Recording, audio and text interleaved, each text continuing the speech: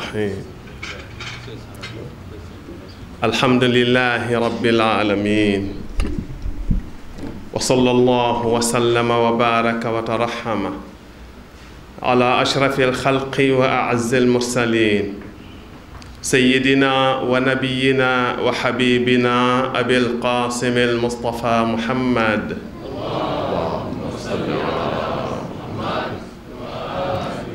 وعلى أهل بيته الطيبين الطاهرين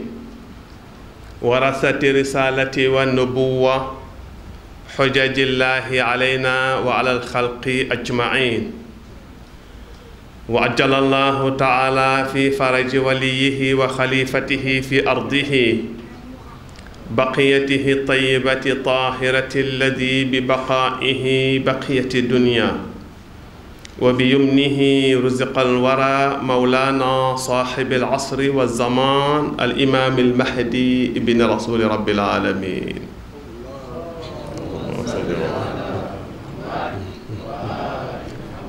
السلام عليكم ورحمة الله تعالى وبركاته.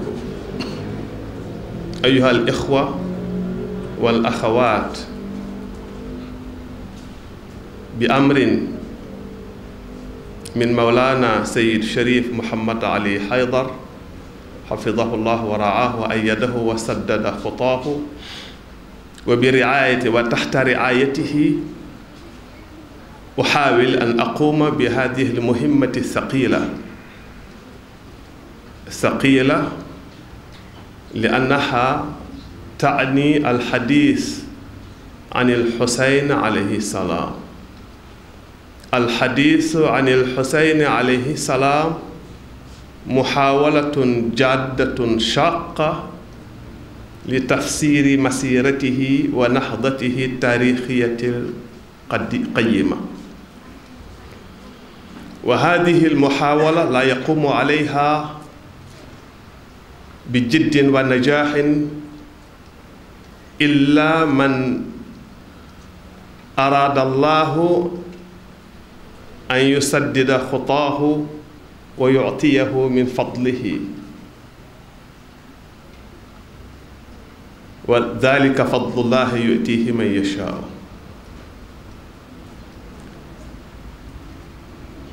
وفي هذه المناسبة وبهذه الفرصة نقدم مجددا تعازينا الحسين إلى حفيده مولانا سيد شريف محمد علي حيدر، وبجوده يتكفل تقديم تعازينا إلى جده رسول رب العالمين وإلى الأئمة المعصومين أجداده البررة. bokk yu baax yi ñuy déglu ñoo ngi sant yàlla di ko gërëm bu baax a baax ci jàppandal gi mu ñu jàppandalal ñu toog fii bëgg a waxtaan ci ndigal nag suñu sang suñu wasila Mawlana Sayyid Sharif Muhammad Ali Haydar, ñu koy ñaanal yàlla wattu ko te mu wér yàlla yokk ko ci yépp bàyyil ñu ko fi nag sàmmal ñu ko ci ndigalam ci kilifteefam mu toog di sàmm kàddu yi lañuy jéem a waxtaan ci imam Hussein alayhi salaam mu doon waxtaan lu jafe yombul ndax waxtaanee imam Hussein dafay tekki jéem a traduire expliquer le contenu de son mouvement, dafay tekki jéem a wax jógam boobu mu jógoon jëfam jooju mu jëfoon. loolu nag kenn mënu ko kudul ku yàlla baaxe ki yàlla baaxe nag ndax liggéey bu metti la, c'est un essai, une entreprise extrêmement difficile, pénible. ku yàlla baaxe moo koy man, yàlla nag mooy jël mbaaxam jox ko ku ko neex, yàlla ñu ci yàlla baaxe kon ñu man ko. al-laylatul ula min layali shahri muharramil haram wal yawmul awwal minhu hiya ula laylatin wa awwalul yawmin min ayam wa layali shahril huzni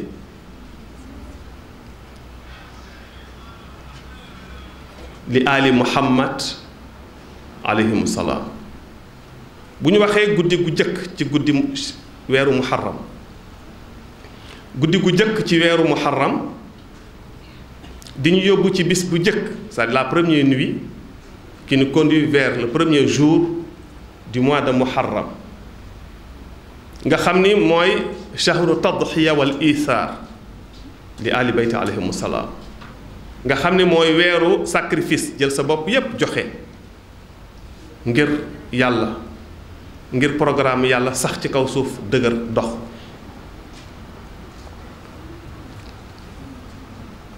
nee na weeru njàqare la, c'est un mois de tristesse, de xusn, c'est un mois de douleur, c'est des moments de douleur, de tristesse, metti lool, di weesal njàqare ci ñan, ci alu muhammad, ci waa kër yonent bi sallallahu alayhi wa alihi wa sallam. mais yamul foofu, ñun la huwa yawm wa shahrul xusn lil awalim, c'est un mois qui représente des moments de tristesse, de douleur pour tous les mondains, li jamii al awalim, pour lépp lu yàlla sàkk.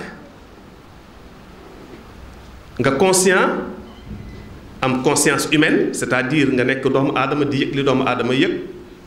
wala nga ñàkk cette conscience humaine mais nga am conscience boobu ñu tuddee al conscience fitra, conscience bi nga xam lépp lu yàlla bind am nga ko, ba ci les montagnes am nañ conscience boobu parce que dañuy yëg, ndax li ñuy lépp lu naqadi yàlla ñoom dañ koy yëg. lépp lu naqari waa kër yàlla ñi ñu tuddee alullaahi ñoom dañ koy yëg. montagne yi dañ koy yëg, garab yi dañ koy yëg, njanaaw yi nekk ci géej gi dañ koy yëg. lépp lu nekk ci àddina lu nekk, lépp loo xam ne yàlla moo ko bind dafay yëg lool, dafay metti lool. lu metti yàlla metti yonent bi ñooñu dañ koy yëg. moo tax boo ko gëstoo xool, boo demee ci al amali bu cheikh Saduq radiallahu taala anhu wa qaddasallahu sirrahu sharif, am na fay xadis yu rot di la expliquer comment les autres créatures, outre les êtres humains,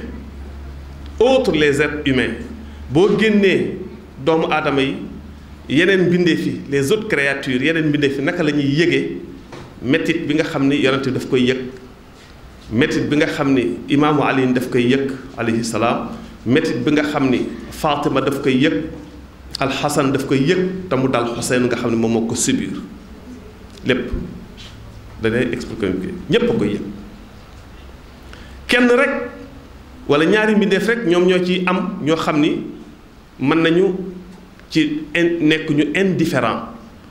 mën nañu nekk min bayni haulaai alladina la yash'uruna bima yash'uru bihi llah wa yash'uru bihi alullah. Seuls les êtres humains peuvent être indifférents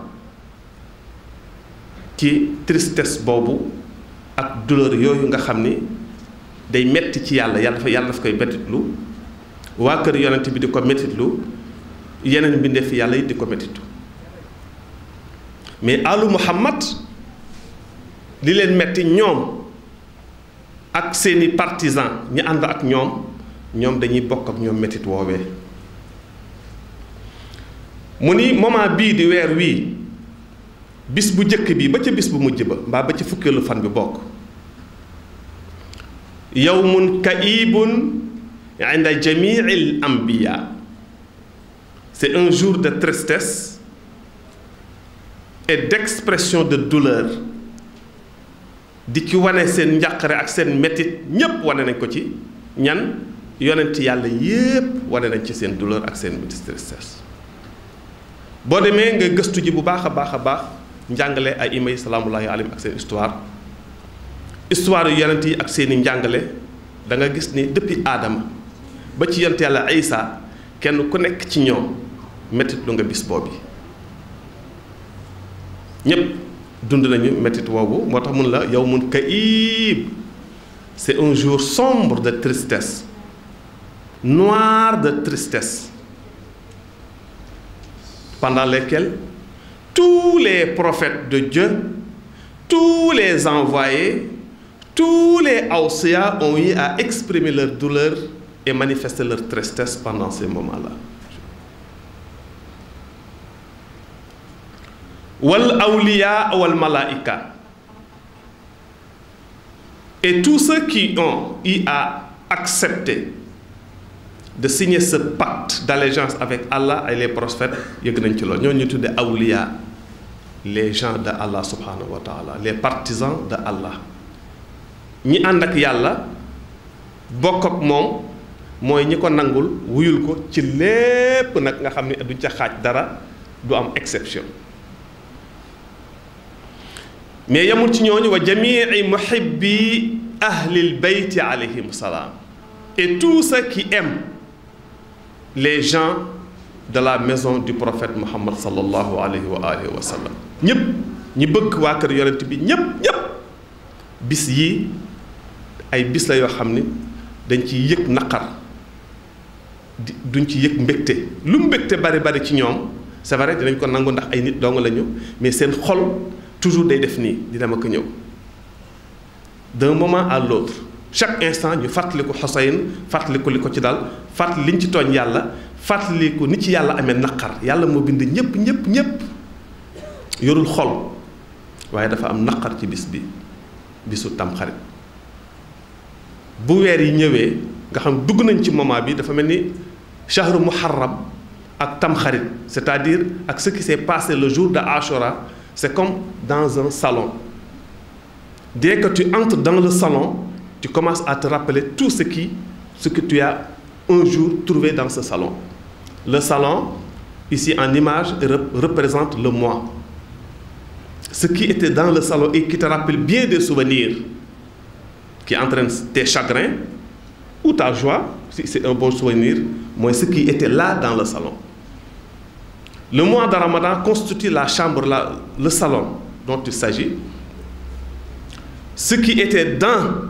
ce mois-là, c'est ce qui s'est passé, moi, le jour de Ashura, le massacre de Ashura, le sacrifice de Imam Hussein alayhi salam. Li nekkoon ci weer wi mooy li nga xam ni moo am ci jouru Ashura ci bisu tamxarit bi nga xam ni loolee mooy li naqadi yàlla yonent yépp li leen yàlla xamal ñu xam ni lii dina am ndax ci yàlla ci xam-xamu yàlla ak ku yàlla xamal démb tey suba amul. Hier, aujourd'hui, demain, le passé, le présent et le futur n'existent pas ci yàlla ak yàlla xamal moo tax Adama jooy ko mettit la ko comme si il était témoin oculaire de ce qui s'est passé le jour de Ashura. mu mel ni dafa fekke woon li xew ci bésu tamxarit. yonent yépp noonu lañ ko dundee malaaka yépp noonu lañ ko dundee jullit yu baax yépp itam bi ñu ko jotee ci njàngale yonent yi noonu lañ ko dundee mu metti lool ci ñoom. lu tax ñi bëgg waa kër yonent bi yépp dañuy ànd ak yonent bi ak waa kër yonent bi ba ci imaamul mahdi ajalallahu taala farajahu sharif mu nekk yawmu huzn bal huwa yawmu huzn li jamii al awalim comme ni ñu ko waxee sànq bisu njàqare la bisu tristesse la pour waa kër pour ñi yàlla bind ñépp képp ku yàlla mës a bind lu tax dafa am ku mës a ñëw ci imam Jaafar Sadiq li may wax ni boo demee ci téere bu ñuy tuddee Samratul Awaad li Sayyid Ali ibn Hussein al-Hashimi ci page 37 ba nga ci gis xabar bii dafa ñëw benn waaye dafa ñëw ci imam Jaafar Sadiq salaamullahi alayhi ni ko sayyidi yow sang bi ju'iltu fidaaka ñoom dafa am ñun daan waxee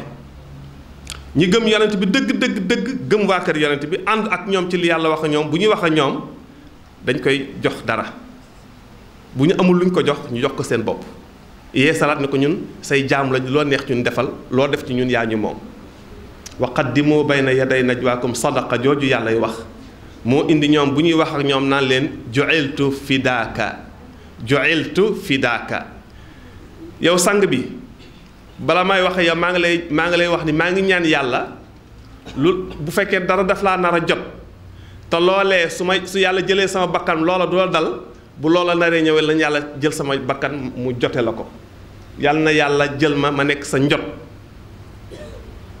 fa qaddimoo bayna yaday sadaqa najwaakum sadaqa jooju ñu da wax loolu la ñuy def daan def ginnaaw amoo loo joxe nga joxe sa bopp dara nekkul sa poche joxe sa bopp nag mooy joxe bi gën a mag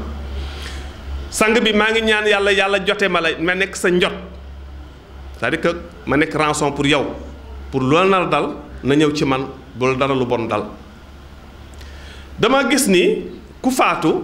nit bu deewee wala ñu rey ko danañ ko jooy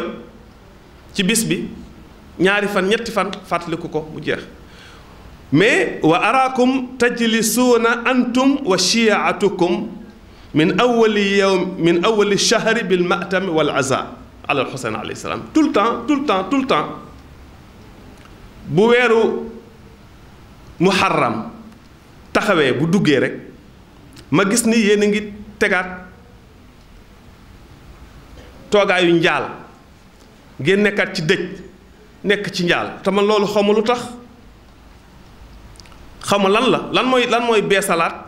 métit bi ci yéen imaam jaafar ni ko salawatullahi wa salaamu alayhi ida halla hilaalul muharram nasharatil malaaikatu thawbal xuseyn alayhi salaam wa huwa muxarraqun min darbi suyuufi wa mulattaqun biddimaai fa naraaxu naxnu wa shiatuna bilbasirati la bilbasar fa tanfajiru dumuuna mun ko xanaa xamoo ni bu weeru muharram ñëwee lorsque le premier jour de muharram arrive lorsque le mois de muharram arrive malaayika yi dañuy yëkkatiwaat te mbubbu imam Xuseyn daat koy étaler daat koy tàllal ñun ñu koy gisaat di gis ni ko jaas yi xottee woon ñu gis ni mbub mi taqe woon rëpp deret ñun dañuy gis loolu ñun ak suñuy chia yi nga xam ni ñoom ñooy partisan wu imam Xuseyn dañuy gis loolu dañ koy gis ngi imaam yi bu ñuy wax ak ñun dañuy wax ak ñun ci langage boo xam ni langage yu dëgg la buñ ko waxee loolu tout de suite ci jataay bi benn chia mën na toog wax ni man mësuma koo gis mun leen déedéet kenn du ko gis par l'œil nu la bil basar pas par l'œil nu mais bil basira par leur cœur se rappelle de ça et ils se mettent dans l'imagination daal koy gis dañ koy daal di gis ak seeni xol mais ñoom imaam yi dañ koy gis ak seen bët moo tax ñoom ñu jëkk dugg ci biir loo bi comme ay nit lañ leen jàppe parce que ay nit lañu ci ñun mu ni ñoom dañ koy gis ak seen xol mais ñoom dañ koy gis ak seen bët dañuy gisaat li malaaka yi tàllalewaat mbubbum Xuseyn ma mu bees sa taq ci ñoom yow chia bi nga xam da nga leen bëgg lool mbëggeel gi ci sa xol moom mooy transformé wu traduire tout de suite en chagrin et en tristesse daal di nekk ay métit nekk ay njàqare ci yow nga dellu si waat di ko jooy loolu imaam Xuseyn wax ko defee nee na loolu bu amee wala ñu waxtaanee waatal ñu imaam Xuseyn fàttaliwaat ñu événement bi ak xew-xew ba la ca xew suñu xol daal koy taataan jël ko fatan fajiro dumu ona suñuy rangoñ sotteeku looloo ko waral imaam Rida alayhi salaam jële nañ ci moom mu ni ñu kaana abi sama papa de c'est-à-dire imam Moussa al Kazim mooy bàyyi imam Rida bu la imam Ali Rida ne sama papa daf ni woon boo delloo da ngay xam ni imam Moussa al Kazim moo wax imam Rida imam Rida nekkoon na koo xam ni su weeru muharram teroo nee na laa yura daaxikan kenn dootu ko gis mu ree du mer du dafa mer mais dafa triste xam nga ku nekk ci dëj ku am njàqare doo reetaan ak ki la gën a mën a reetaan loo boo ko gisee itam doo reetaan parce que sa xol neexul reetaan bu amee rek mooy xol moo neex xol la njàqare génn xol la tristesse génn xol la mettit génn boroom reetaan mais bu fekkee njàqare tristesse métit mi ngi ci biir xol borom du reetaan loolu moo tax mu ni sama baay Moussa imam Moussa al Kazim bu weeru tamxarit wii di weeru muharram Moussa na teru laa yura daaxikan kenn dootu ko gis mu ree wa kaanat kaabatuhu taglibu alayhi la tristesse moo ko daan dominer njàqare ci boppam moo daan dominer tout son comportement tout son visage njàqare ak métit moo ko doon ëpp doole ci moom moo koy dominer xataa yamdi minhu asharatu ayaamin ba keroog fukki fan yi di passé kenn du gis imam Moussa al Kazim mu reetaan du tee muy def liggéeyam yépp du tee muy recevoir taalibe di leen jàng di wax ak ñoom mais kenn du ko gis mu reetaan nee na imam Rouda nee na boo ko musaan a xool da ngay xam ni kii même boo xamul Ashura xamoo li am da nga xam ni imam mii mi ngi ci njàqare am na lu ko mettit lool lu nekk ci xol bi boo ko laajee lan la dana la ko wax fa ida kaana al yawmu al ashir kaana dalika alayhi kaana dalika yawma musibatin wa xusnin wa bukaa'in nee na boo ko toppee na nga xool sama baay di imam Moussa al Kazim nga topp ko di ko xool ba ci bisu fukkeel ci 10e jour du mois de Muharram ci bisu fukkeel bi da nga gis nag bis boobu nekkatul rek bisub tristesse day nekk bisub musiba bu mag bu nekk ci moom boo ko xoolee rek da nga xam ne musiba mu mag am na moom lay yëg bisub jooy la daan doon ci moom bisu njàqare bu mag la daan jooy ci moom bu ko defee muy wër di wax du xaar sax kenn laaj ko day jooy rek buy jooy nag li muy wax rek benn baat rek lay wax hada al yawm alladi qutila fihi al Husayn alayhi salaam hada al yawm alladi qutila fihi al Husayn alayhi salaam bis bii ci bis bii la ñu rayoon sama maam Husayn alayhi salaam ci bis bii la ñu rayoon sama maam Husayn alayhi salaam ci bis bii la ñu rayoon sama maam Husayn alayhi salaam lii may wax boo demee ci al amali bu Cheikh Saduq radiallahu taala anhu page 111 da nga ko ci gis ci 2e tome bi 27e majlis parce que téere boobu ay majlis la ko tudde ay majlis comme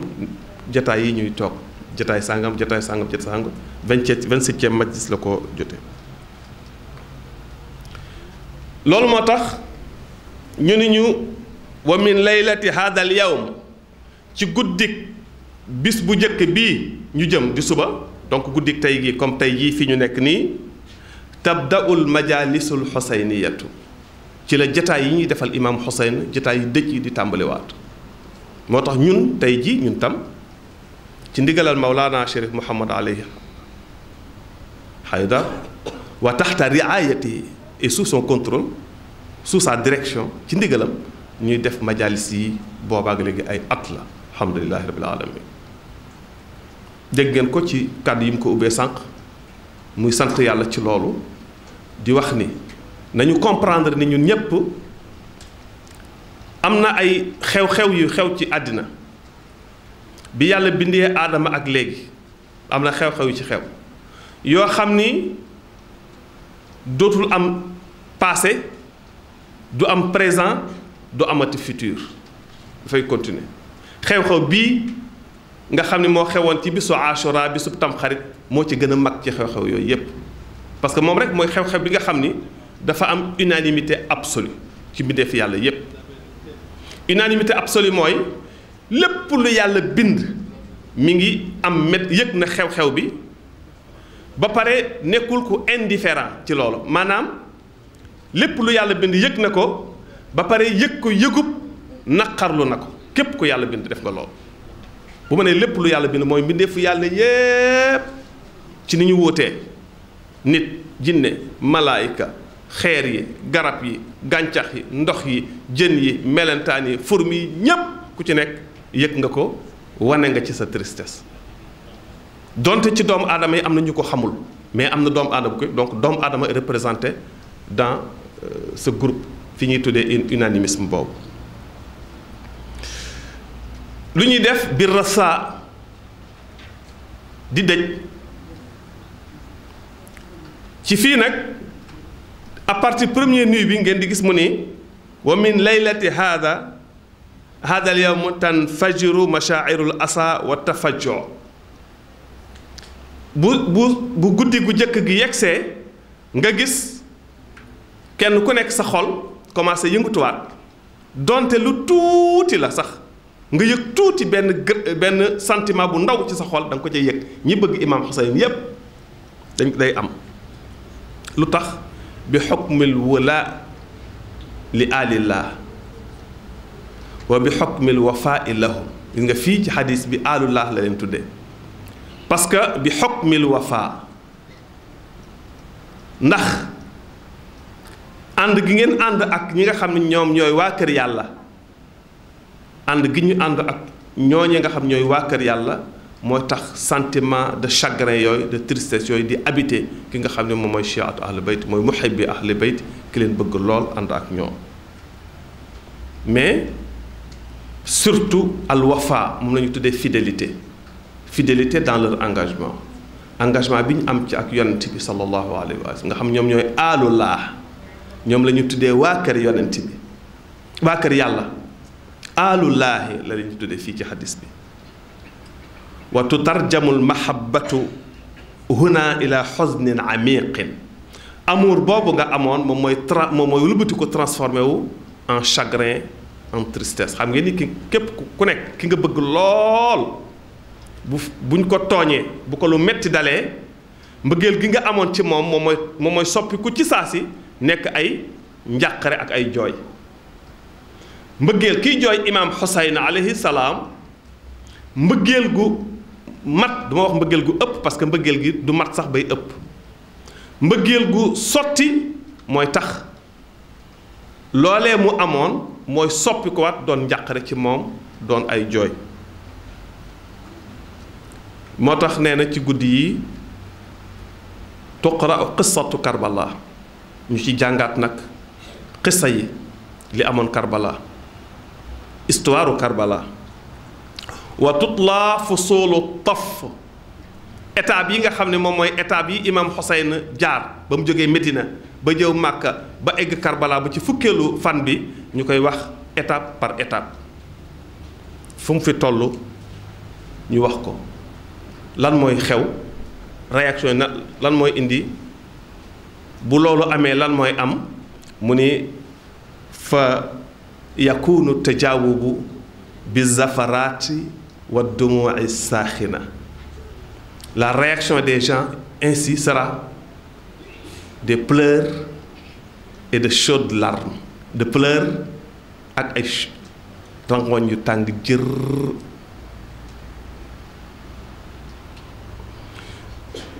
ñu ni la haadihi sunnatul aimma fa hiya sunnatu rasuli rabbil alamin fil wulaa'i wal wafa loolu nag mooy yoonu imaam yi salaamullahi alayhim mooy sunna imaam yi mooy sunna yonent bi sallallahu alayhi wa alihi wa sallam ñoom noonu la ñuy fésale la ñuy génnee lan mooy allégeance noonu la ñuy fésale itam lan mooy wafa fidélité dans cette allégeance lan mooy amour dëgg ak lan mooy fidélité dans l'amour naka la ñuy bëggee dëgg lan mooy mbëggeel ak naka la ñuy wane mbëggeel googu sax ca ba dara du ko yàq dara du ko tirimal xam ngeen ni imaam Xuseyn alayhi salaam bi mu nee déedéet Yazid muslim laa yubaayi'u mislaka ku mel ni man du jaayante ku mel ni yow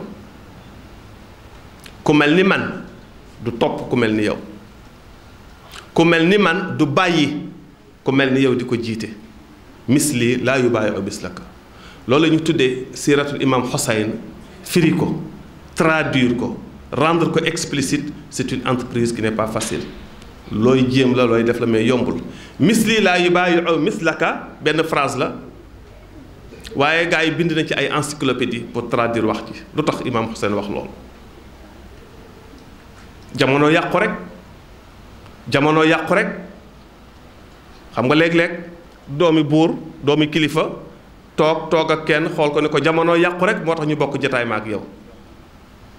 jamono yàqu moo tax ñu bokk jataay mooy li fi nekkoon règle yi nga xam ne moom la suuf daan doxee moom la société bi daan doxee dañ koo bafoué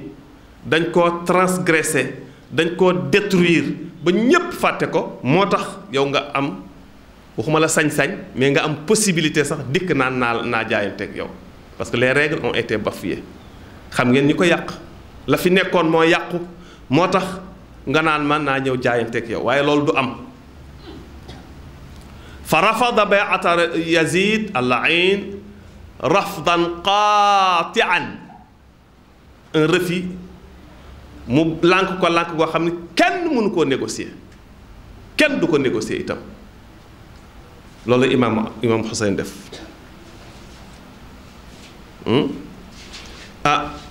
fa la génn nag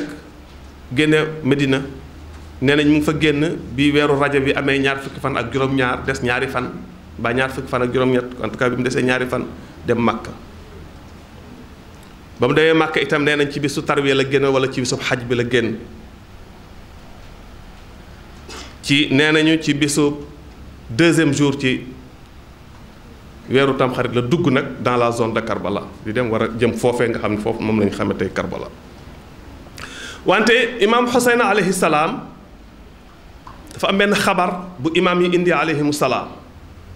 wax ni bi mu nekkee Makka def discours am bi Arafa ba noppi ñëw Makka fanaan fi bët set muy def tawaaf war a def sa'i nee na mu ni baynama huwa yatuufu bil bayti wa ida bil haatifi yunaadihi Xuseyn yaa Xuseyn Xuseyn yaa Xuseyn Xuseyn yaa Xuseyn imaam Xuseyn nekk ci kaaba gi di def tawaaf dégg haatif dégg ku koy woo ca kaw naan ko yow Xuseyn yow Xuseyn wax ko ñetti yoon nee na fa rafa al Xuseyn ra'sahu imaam Xuseyn yëkkati boppam teen xanaa kon teen ce qui signifie que kon kàddu gi xañ na dafa voix bi dafa ci kaw la jóge daa mel ni qaa'ilan man il haatif daal ni ana kan moo may woo noonu qaala saadisukum fil kisaa'i Jabraa'il yunaadiika yaa Xuseyn yabna rasulillah mu ni ko ki nga xam ni moo leen juróom-benneeloon keroog ca xew-xew boobee xewoon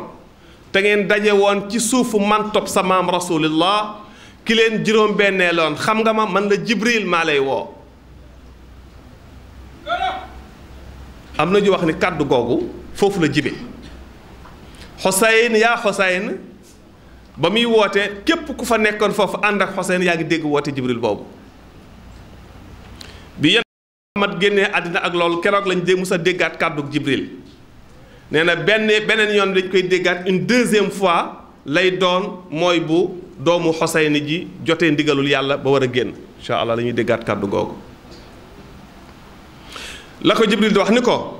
yaa Xuseyn xolla min ihraamika qabla an tustaxalla maxaarimuka yaa Xuseyn sa borom yàlla nee na sa maam rasulullahi nee na nga dindi sa armal gi xolla arrêteel sa armal gi delluwaatal nekk ordinaire na nga nekkoon xam nga ni kii aj ji armal ñii aji xam nañ loolu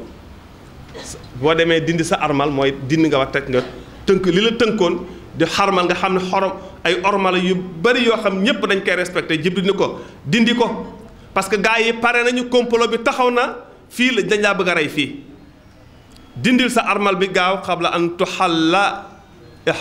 tustaxalla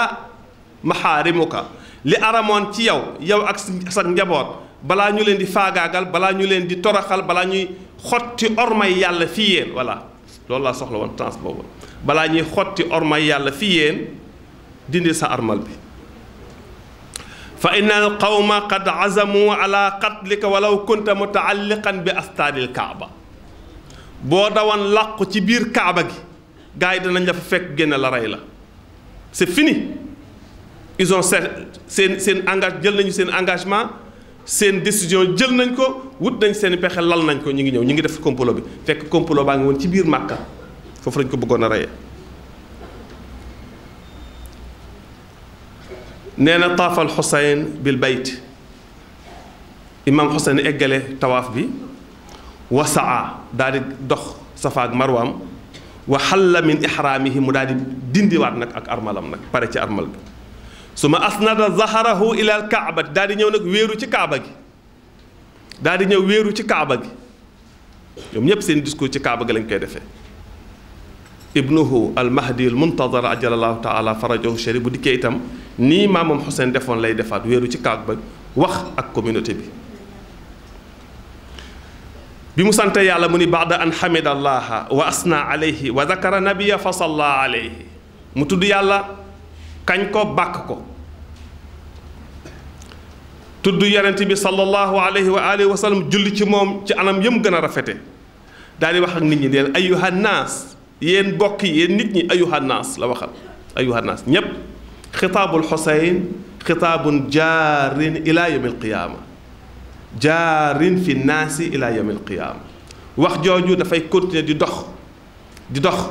wa yatajaawabu sadaahu di def écho yi di retentir fi aalam wa fi naasi ci nit ñépp ila qiyaami saa ba keroog waxtu wi doomam jooju di almahdi almuntazar di ñëw yéen nit ñi ayuha nnaasu xutta almawtu ala wuldi ibni aadama maxata alqalaadati ala jiidi alfataat yàlla daa rëdd dee ci loosu doomu aadama dee ànd ak moom natt ko ca ni nga xam ne noonu la xale bu jigéen bi natte ab caqam ci baatam ba takk ko noonu la dee laxasoo ci doomu aadama une façon de dire que kenn du mucc ci dee wa ma awlahani ila aslaafi ishtiyaaqu yaquba ila yusuf gis ngeen maa ngi namm sama baay ak sama yaay ak sama mag ju baax ji alxasan ak sama maam ji rasulillahi namm naa leen lu ëpp ni yaquba name woon yuusufa mi ngi préparé esprit yi xam na li xew mi ngi préparé moom boppam pare na bu yàgg ñi ànd ak moom lay waajal wa xiira lii masraun ana laaqiihi yàlla daf maa tànnloo nag tànnloo façon wu dee boo xam ni faw mu am foog ma daje ji ak moom ka anni bi awsaali tuqattiuha uslaanul falawaati mi ngi nii gis ngeen lii am yàlla wan na ma ko de gars yi dinañ daggate sama yaram wii ca biir désert ba ca kaw désert ba fa la ko gars yi defe ji bayna Nawaawisi wa Karbala ma ngay amee foofee ngeen xam ñu koy tuddee tey Karbala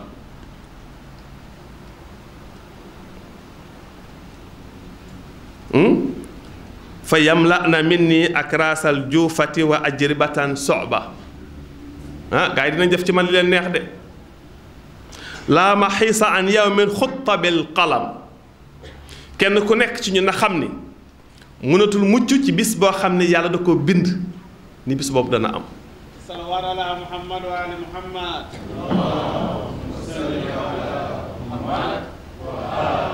ridallahi tal muhammad wa ali muhammad allahumma salli ala muhammad salawaatu ala muhammad wa ali muhammad allahumma salli ala muhammad ridallah لبيك يا حسين لبيك يا حسين لبيك يا حسين لبيك يا حسين labbayka ya Xuseyn ridallah loolu lii la yàlla bëgg fokk mu am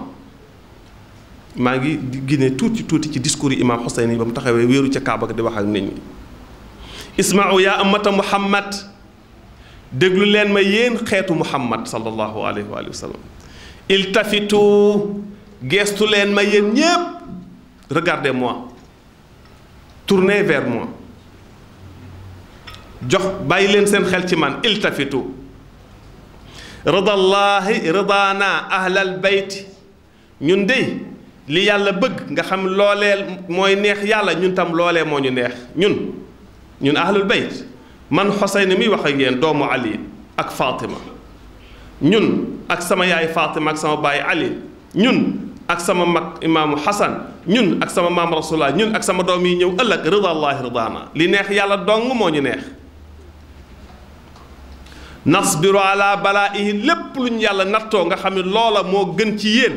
ndax lépp natt bu ñu yàlla teg pour yéen la pour yéen c'est en votre faveur loolee dañ koy nangu dañ koy muñ dañ koy accepter fa yuwaffiina ujura saabiriin te yàlla nag danañu jox comme ni ñu ko digee la nga xam ne mooy payug ñi muñ natt yooyu mu leen teg te bu doon ay natt yoo xam buñ ko muñee te saalituñu dafay jariñ xeet wi sabatana allah wa iyaakum ala wilayatihim ñoo ngi ñaan yàlla nañu yàlla saxal ñun ak yéen ala wilayati ahlil bayt ñun ñépp ñu sax ci nangoo nekk ànd ak ahlul bayt alayhimu salaam wa alal baraati min aadaihim bu ñu nangoo nag ni dañuy choisir ànd ak ahlul bayt loolu mooy dañuy nangu wan ginnaaw bàyyi abandonné seeni noon duñ leen soutenir duñu ànd ak ñoom duñ leen faale ci lenn nag ridallahi ridana ahlal bayt ñun nag lépp loo xam ni lii moo neex yàlla loola moo ñu neex ñun nag pare nañu nag léegi insha allah pour daje ak yonent bi sallallahu alayhi wa alihi wa sallam fii xadiratil qudsi ci place boobee nga xam ne moo gën ci place yi ci rendez-vous boobu ñu am ak suñu maam nga xam ne moo ñu gënal ci rendez-vous yi ndaxte taqirru biha aynuhu wa yunjizu biha waadahu ci loolu la suñu maam rasulullahi di kontaane ci loolu itam la xolam di sedde ci la yàllay mottilee lam ko digoon wa man kaana baadilan fii naa muhjatahu léegi nag yéen képp koo xam ne kii pare nga pour sacrifier pour ñun muwattinan ala liqaa illaahi nafsahu kooku képp koo xam ne kii préparé na boppam tey pour ñëw daje ji ak yàlla fal yarxal maana layla na préparé tey guddik tey gii ñu ànd nag ñu départ dem foofee la imam Xuseyn alayhi salaam waxee nit ñi ni leen ku pare képp ku bëgg pour yéen sacrifier boppam pour ñun pour man mii di Xuseyn wax ak yéen muwattina nafsahu ala liqaa illaahi préparé boppam pour dem daji ji ak yàlla fal yarxal maana layla na préparé takk fasam ñu départ àndandoo ak ñu ak man tey que sayyidi yaa Xuseyn woote Xuseyn boobu lañu wax ñu ngi ko yaa Xuseyn qulubuna maaka suñuy xol ñun mi ngi ànd ak yow kay yaa Xuseyn fal ardu wa samaau tasraxu maana suuf seek asamaan si ñu ngi ànd ak ñun di la wuyu bi mu waxee lool la ñu asamaan ak arash ak kursi ak malaaka yépp dañu ànd naan ko labbayka yaa Xuseyn labbayka yaa Xuseyn labbayka yaa Xuseyn wa man kaana baadilan fii naa muhajjahu képp kenn ci yéen ku pare parmi nous parmi vous celui qui est prêt celle qui est prête à se sacrifier pour nous pare pour joxe boppam joxe alalam joxe taawam pour ñun ahlul bayt muwattinan nafsahu ala liqaa illaahi muwattinan ala liqaa illaahi nafsahu préparé boppam pour daje ak yàlla fal yarxal maana na jóg tey préparé ànd ak ñun tey fal yarxal il n'a qu'à se préparer il n'a qu'à se lever aujourd'hui cette nuit pour qu'on puisse sortir de la Mecque et aller vers Karbala. Êtes-vous prêts? asamaan suuf malaaka yi daal di ne ko sayyidi yaa Xuseyn pare nañu pour ànd ak yow fal ardu wa samaau tasrax maana labbayka yaa Xuseyn labbayka ya ibna rasulillah labbayka ya aba abdillah labbayka ya Xuseyn Xuseyn daal di joxe instruction fa amara bi tajhizil hawdaj kii arab la mooy espèce mbaar rafet bu ñuy defar ràbb ko mu normal ak der ba mu baax ci lañ daan dugal jigéen ñi xale yu jigéen ñi ak xale yu ndaw yi ci hawdaj lañ daan dugal teg leen ci kaw giléem yi mu daal di joxe ay instruction daal di leen ni acca préparer leen hawaadij yi ngawar yépp pare na. ngawar moom mooy cavalier yi les cavaliers ñi nga xam ne dañu mën a war fas mën a war gileem mën ko dawal lool ñépp pare nañ mu leen waaw mu leen préparer la hawdaj yi fi nga xam ne fi la jigéen ñi dugg ngeen préparer ko ñoom ñépp ñu dugg ngeen teg leen ci gileem yi assurer seen sécurité ñu départ ñu génn. wa arkibna banaati rasulillah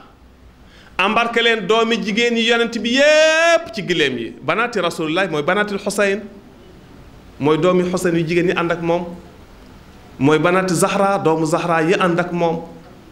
doomi Xasan yi ànd ak moom ah jigéen ñi mooy soxnaam yi ànd ak ñoom yaayi doom yi imaam Xuseyn ci guddi googu mu ni gaa yi nañ teg ñépp hawdaj yi ci biir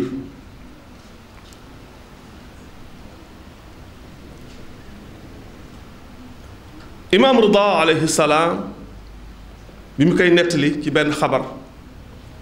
mu ni est-ce que xam ngeen bi Xuseyn waxee loola ba noppi ba ñu commencé embarquer jigéen ñi di leen dugal ayna Zeynab lakin man adri ayna Zeynab qui sait où est Zeynab? Où est Zeynab qui va apprendre la nouvelle, qui va être à nouveau dans un autre état de tristesse. Zeynab qui n'a vécu que des tristesses. Ma achat illa al-asa wa shaja wal ahzan. Zeynab que des tristesses. Maamam Rasulullah sallallahu alayhi wa sallam ci kanam la génne àddina kanamam. yaayam Zahra alayha salaam ci kanamam lañ ko toroxale mettital ko mu feebar nekk ci ay mettit ba faatu Zeynab a vécu tout cela baayam Ali ibn Abi Talib ci kanamam lañ ko dóoree jaasi ci kanamam faatu rey ko Zeynab a vécu tout cela magam imaamul Hasan Mujtaba ci kanamam lañ ko possédé ci kanamam lañ ko doon robe ñu def ko lañ ko def ba mu nekkee bañ ko tegee ci jaat gi di ko robi di ko robi de kenn ci soxna yonent bi sallallahu alayhi wa sallam nit kenn du ko fi def ci kenn du ko rob ci wetu maamam wut ay soldaaram ba ñu dóor ko ay fett ci kaw néew bi lu bare Zeynab a vécu tout cela mu ne xool leen ay na Zeynab ana moom jamono boobu ndax du ngeen ànd ak Zeynab ci tristesse am yooyu ak naqaram yooyu ak mettit yooyu muy jànkonteel te pourtant fokk mu dem Karbala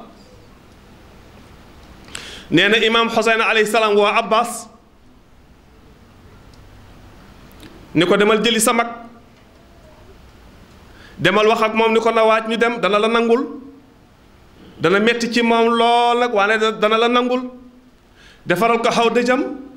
yàgg Muhammad ibn Hanafiya na ngeen ko teg ci kaw dugaleen ko ci hawdajam jàppaleen ko gileemam nañ ànd dem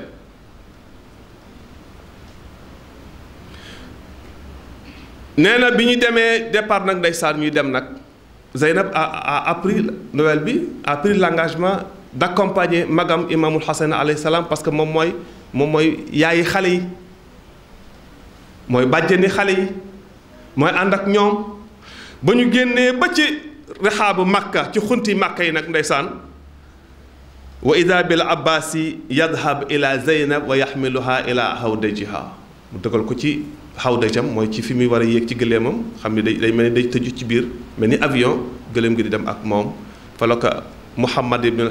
Hanafiya doon ko waxee na ko yaa Zeynab yaa Zeynab yaa Zeynab fii amaanillah looloo ko jooyloo nag yaa Zeynab fii amaanillah la ko Muhammad ibn Hanafiya tàggutoom googu mu ko tàggu foofu nag la Zeynab bu jooyee parce que mook Muhammad ibn Hanafiya dañoo amoon ay complicité dañoo déggoo woon lool nag itam ndeysaan ndax moom mënu woon a dem raison bi ko tere woon a dem raison la boo xam imaamul Xuseyni lui a accordé ça kon moom wàcc na ko moom Muhammad ibn Hanafiya rakku imaam Xuseyni la woon alayhi salaam doomu imaam Ali la woon nii la imaam Xuseyni alayhi salaam waxtaanee ak xeet wi yépp discours bi ñu gàttal ko foofu mu daal di génn nag ana bazilan fii naa muhajjahu ku nangoo ci yéen def ay sacrifice pour nun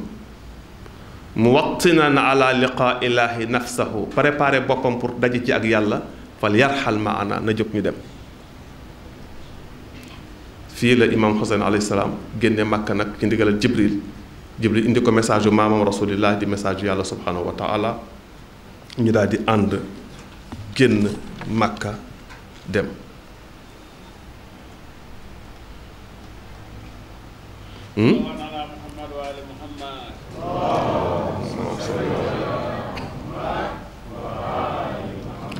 lii mooy Ashura lii mooy fan yi nga xam ne moom la ñuy dugg guddik tey gi di guddi gu jëkk gi subaak jàmm di bis bu jëkk bi ñu war cee dem insha allah ñu bari jàpp ni talaata fukki fan ci weeru septembre mooy doon bisub tamxarit léegi taarix l'histoire axbaar yi nga xam ne moom lañ jële ci yonent bi sallallahu alayhi wa alihi wa sallam ci ak ci waa këram ñépp xam li xew ci bisub tamxarit boobu te loolu moo fa xew lii mooy tamxarit lii lañ koy waajale nii lañ cay demee ku ànd ak ñun jógal ànd ak ñun ku préparé sa bopp pour dajeek yàlla jógal ànd ak ñun loolu mooy kon ku préparé sa bopp pour daje ji ak yàlla dootoo def bis boobu bisub feet moment yooyu doo ko def ay moment pour préparer la fête moment yii fukki fan yii ku xam ràññee bëgg yàlla bëggub yonentam préparer sa bopp pour dajeek yàlla am ca mbégte doo ko def bisu feet doo ko def ay bis yoo xam da nga koy préparer feet sabatana allahu wa iyakum ala wilayati ahlil bayti alayhimu salaam ñu ngi ñaan yàlla nañ yàlla saxal ñun ak yéen ci ñu ànd ak yonent bi ak waa kër yonent bi ndax ñooñu ñooy aalullaahi ñooy waa kër yàlla yi yàlla nañ yàlla jàpp ndale insha allah ñu ànd ak ñoom insha allah yàlla ubbil ñu suñu xel ñu yëg métit boobu nga xam ni moom la Zeynab yëg moom la yonent bi yëg yàlla yëg ko ak ay malaakaam yonent yépp yëg ko ci xew-xew bi itam insha allah xata nakuna min bayni haulaai alladina yaquluuna